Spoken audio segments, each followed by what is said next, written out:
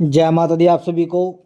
आज हम रक्त बीज की कथा जो महिषासुर के बाद एक नए आतंक का जन्म हुआ उसके बारे में हम बात करेंगे कि कैसे रक्त बीज का जन्म हुआ।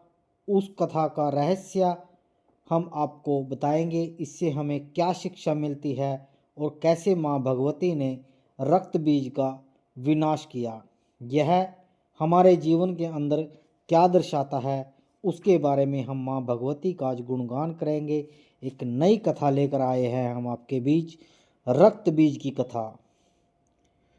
रक्त बीज महिषासुर के बाद जन्मा नया आतंक और महाकाली माँ भगवती का महाप्रकाश। ब्रह्मांड में असुरों का उदय सृष्टि का यह सनातन नियम है। जहाँ प्रकाश है वहाँ अंधकार भी है, और जहाँ धर्म खड़ा है वहाँ अधर्म अपने कदम फैलाने लगता है। जहाँ देवत्व है वहाँ देवत्व भी अपना प्रभाव जमाने की कोशिश करता है। सतयुग से लेकर द्वापर और कलयुग तक शाश्वत संघर्ष चलता आया है। उसी संघर्ष के एक भीषण अध्याय का नाम है रक्त बीज की कथा। यह कथा केवल एक असुर के विनाश की ही नहीं, बल्कि यह कथा आध्यात्मिक शक्ति की देवी माँ काली, ब्रह्मांड की रक्षक माँ चंडी और आदि शक्ति माँ दुर्गा के परम तेज के दिव्य महिमा की कथा है। हम यह कथा सुना रहे हैं। कथा सुनाते से पहले हम माँ भगवती को बारंबार प्रणाम करते हैं। यह कथा हमें बताती है कि ईश्वर क्यों बार बार अवतार लेकर अधर्म को मिटाते हैं और स्त्री शक्ति क्यों संपूर्ण है, ब्रह्मांड की क्यों जननी है। जब रक्त बीज का जन्म असुरों के भीषणतम रक्त बीज दैत्य भीमासुर का पुत्र था। भीमासुर अत्यंत तपस्वी और बुद्धिमान असुरों में गिना जाता था। उसने वर्षों तक तपस्या की, तीव्र साधना की और अंत में ब्रह्मा जी से उसने वरदान प्राप्त किए। ब्रह्मासुर बोले, हे ब्रह्मदेव, मुझे ऐसा पुत्र मिले जो अजेय हो, जिसकी मृत्यु असंभव हो, जिसे कोई मार न सके। ब्रह्मा जी मुस्कुराए, अमरत्व देना मेरे बस की बात नहीं है, परंतु मैं एक आश्चर्यजनक वर दे सकता हूँ। उन्होंने कहा, तेरे पुत्र के रक्त की प्रत्येक बूंद से एक नया योद्धा उत्पन्न होगा। जब उसके शरीर को कोई क्षति पहुंचाएगा तो वह स्वयं ही बड़ा होता चला जाएगा। यह वरदान सुनकर देवताओं और ऋषियों को भविष्य का संकट पहले से ही दिख गया। कुछ काल बाद ब्रह्मासुर को पुत्र प्राप्त हुआ, जिसका नाम पड़ा रक्त बीज। रक्त बीज से जन्म लेने वाला, रक्त से पनपने वाला, रक्त से फैलने वाला रक्त बीज बचपन से ही भयंकर शक्तियों का धनी था।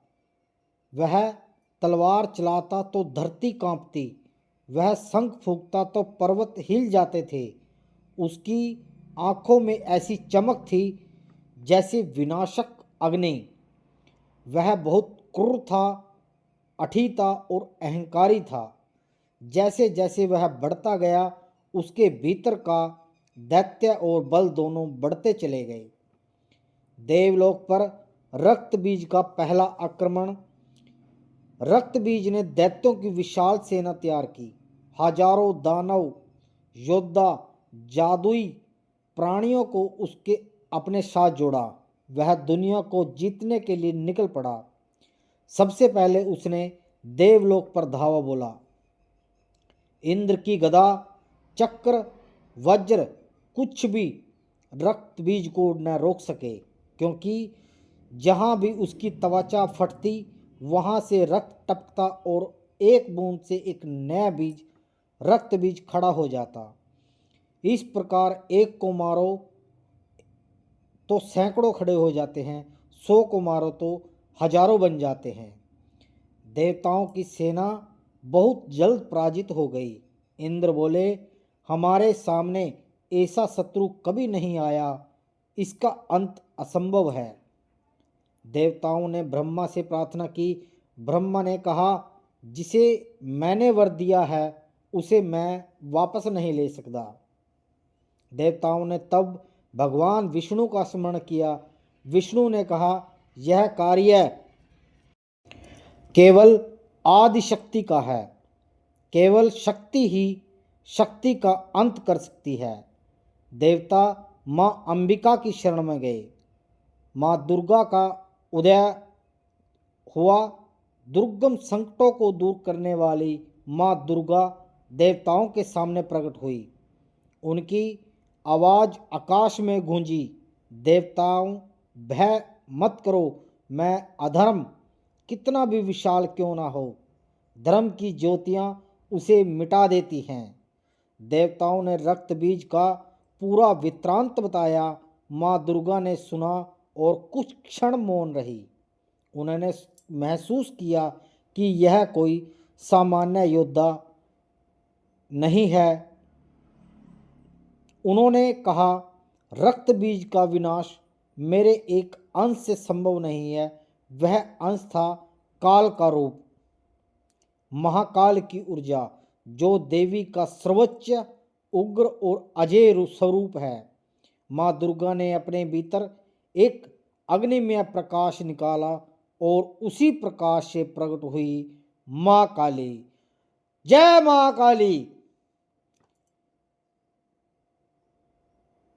कृष्ण वर्ण, 4 भुजाएं, हाथों में खड्ग, त्रिशूल, तलवार और कटे हुए दैत्य सिर, गर्दन में नरमुंडों की माला, जीभ लाल, रक्त से भीगी, आंखें प्रलय की आग। देवताओं ने सिर झुकाए, धरती कांप गई और आकाश स्थिर हो गया जब हमारी माँ काली प्रकट हुई। बोल सच्चे दरबार की जय। रक्त बीज और महाकाली का युद्ध ब्रह्मांड को हिला देने वाला एक युद्ध था। जब रक्त बीज ने सुना कि देवी काली स्वयं अपने विरुद्ध आ रही है तो वह हंसा। एक महिला से युद्ध, यह अपमान है। लेकिन वह नहीं जानता था कि यह स्त्री ब्रह्मांड की आदि शक्ति है।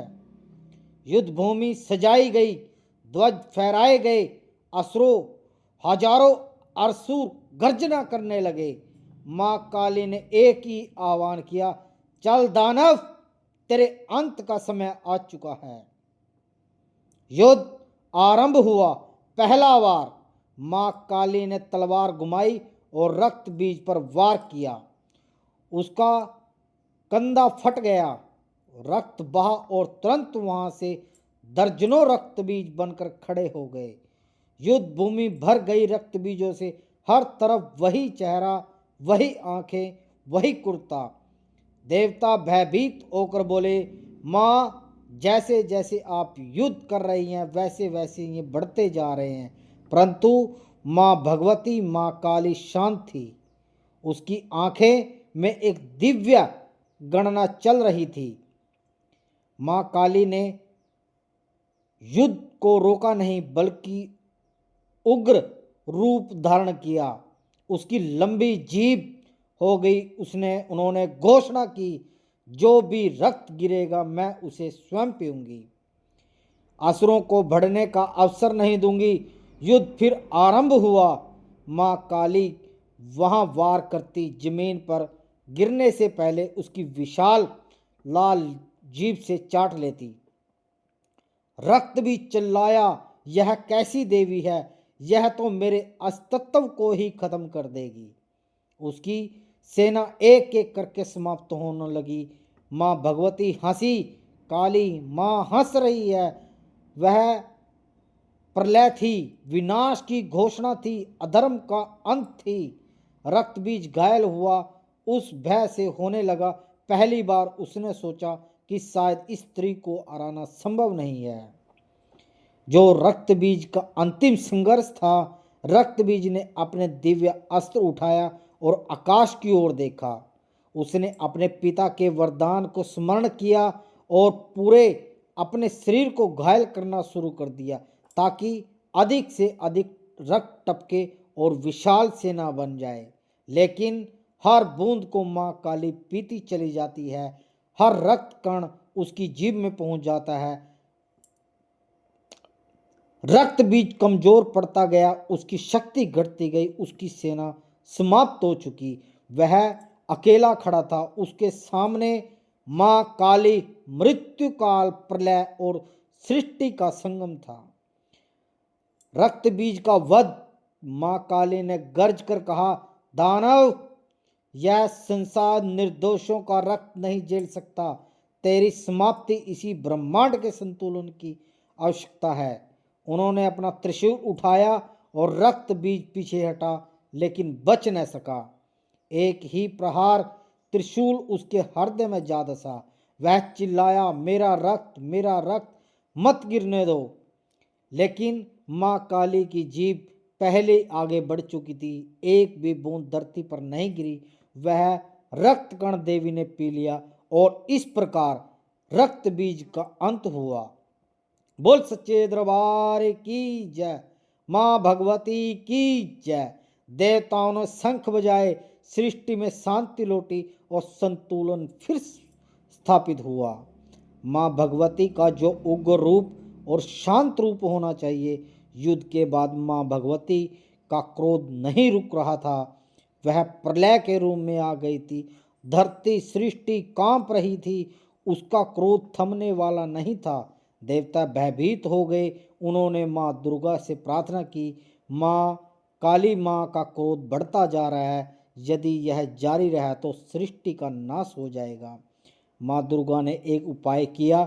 उन्होंने अपने स्वरूप में अवतार लेकर माँ काली के सामने खड़ी हो गई और उनके चरणों में लेट गई। जब माँ काली ने अपनी ही शक्ति को अपने ही पैरों के नीचे पाया तो अचानक उनका क्रोध शांत हो गया। उन्होंने की जीभ बाहर निकल गई। वह विनम्रता और पश्चाताप का संकेत था और इस तरह माँ काली शांत हुई और ब्रह्मांड सुरक्षित हुआ। रक्त बीज की कथा का आध्यात्मिक रहस्य।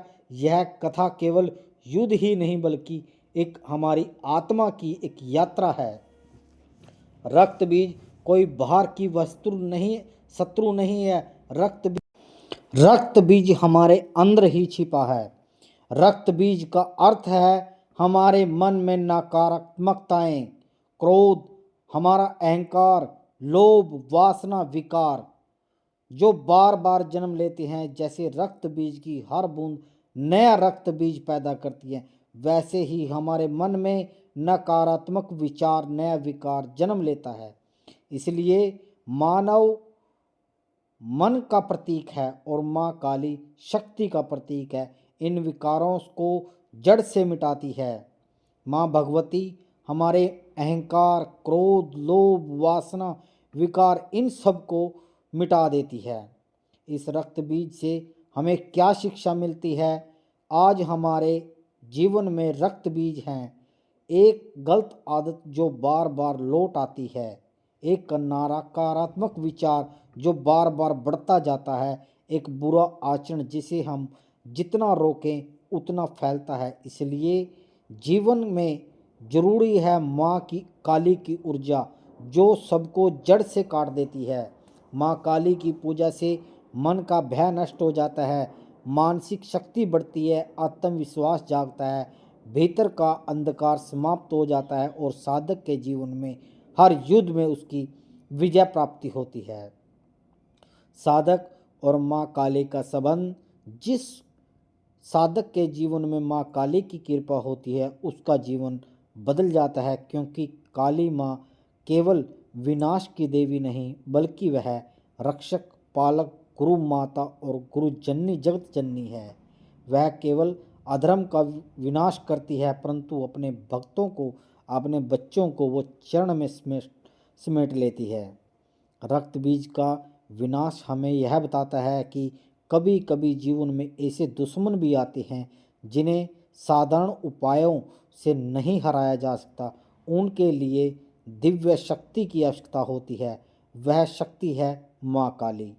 उनके बिना अधर्म अजेय है, भय अंत है, अंधकार है उनके साथ विजय निश्चित है।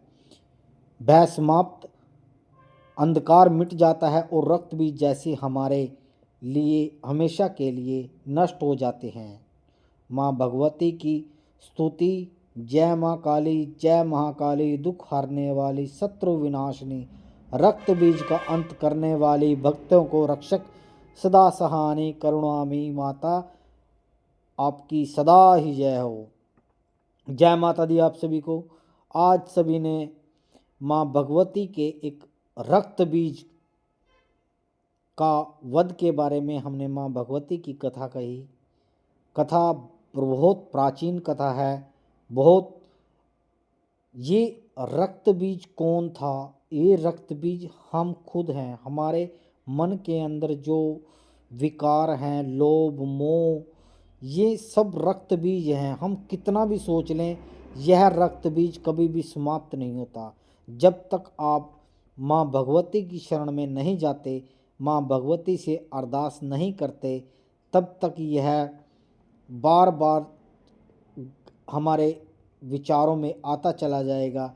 आप माँ भगवती से प्रार्थना करें, हे माँ, जैसे आपने रक्त बीज का वध किया, उसका नाश किया, ऐसे ही हमारे मन में जो नकारात्मक शक्तियाँ हैं, क्रोध हैं, हमारा अहंकार है, लोभ है, वासना है, विकार है, जो बार बार जन्म लेते हैं, उसका भी नाश करो और हमारा कल्याण करो। माँ भगवती आपके ऊपर जरूर कृपा करेगी। माँ भगवती आपका कल्याण करेगी। माँ भगवती आपके घर में सुख शांति समृद्धि प्रदान करे। जय माता दी, जय गुरु महाराज की। आदेश आदेश आदेश, माँ भगवती को आदेश।